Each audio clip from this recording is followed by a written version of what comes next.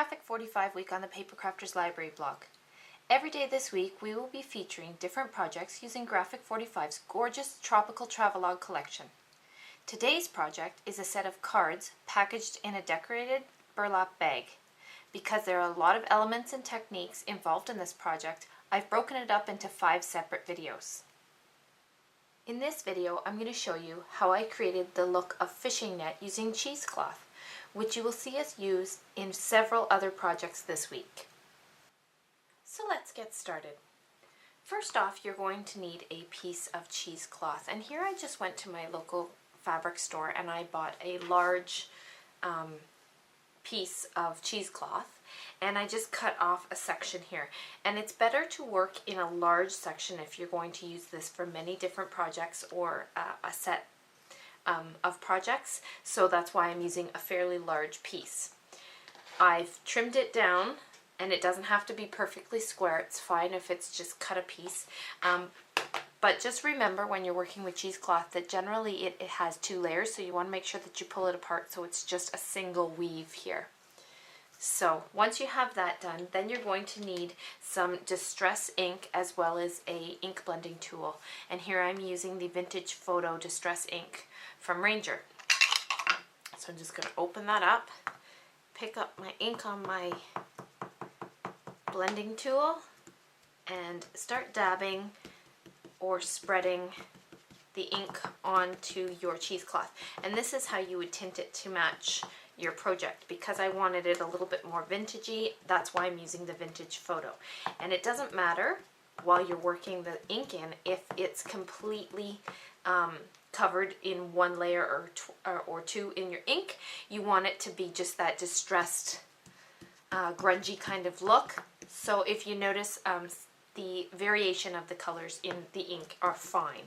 So once you spread that all the way over, you will then, once you have all of your cheesecloth covered in ink, you will flip this over and repeat on the back side, because the ink at this time is only covering the surface. So just keep covering. You can see here I've blended in some of that color. So like I said, once you have your front of your cheesecloth covered in your ink, then you're going to flip it over.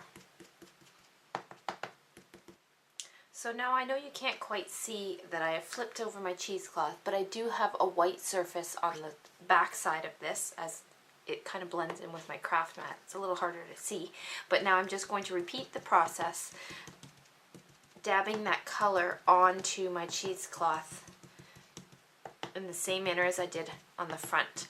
And it's easier to use a blending tool. You don't want to use your ink pad direct to your cheesecloth, as it's a darker color, and this just adds that vintagey look or a dirty look, and that's kind of what I'm going for, is that dirty look, kind of like fish netting or something you'd see on the beach. So I'm just patting that all over the surface, coloring in some of that white color from my cheesecloth as I work.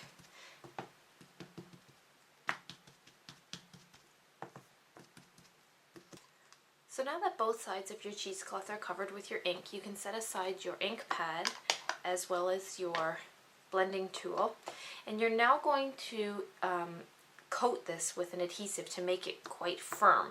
At this time, because it's a little messy, I am going to use some gloves, and you're going to need a paintbrush, a flat paintbrush. I'm using a 1-inch flat paintbrush, as well as a paper towel, and you're also going to need Claudine Helmuth Studio Multimedium Gloss.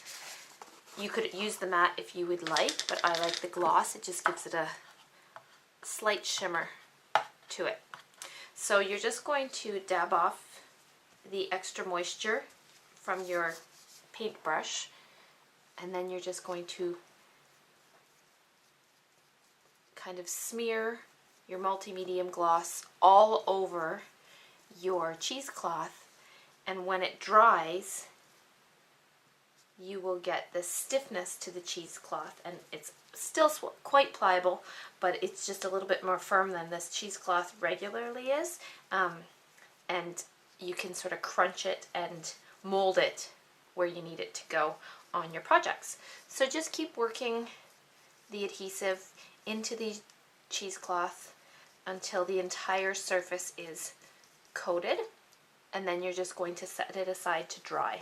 You could give it a blast with your heat tool to speed up the process. I found that sometimes the adhesive left a chunky section in between the cheesecloth kind of window areas, so you could add that if you'd like, or you could just let it air dry on its own. So once you've got that completely coated, like I said, you're just going to set it aside to dry or speed up the process with your heat tool.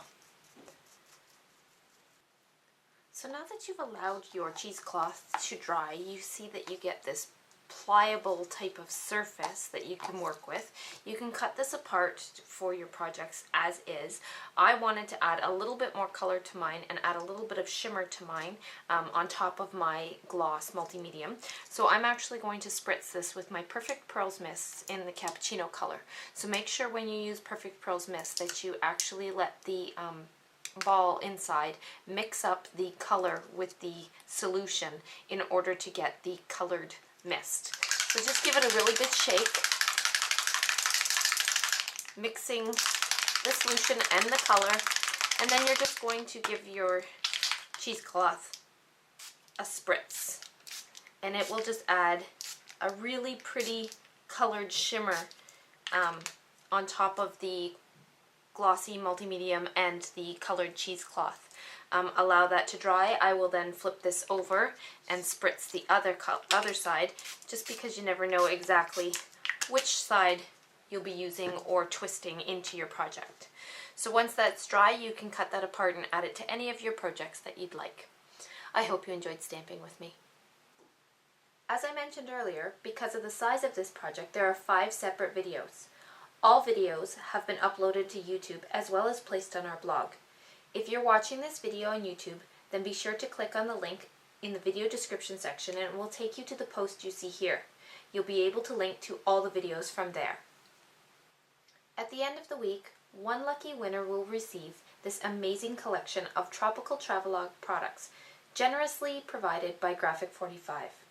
All you have to do to enter is to leave us a comment in the same post where you accessed all of the videos for today's project.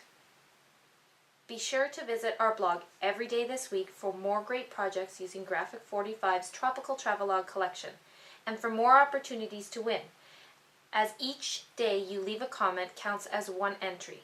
See you on the blog!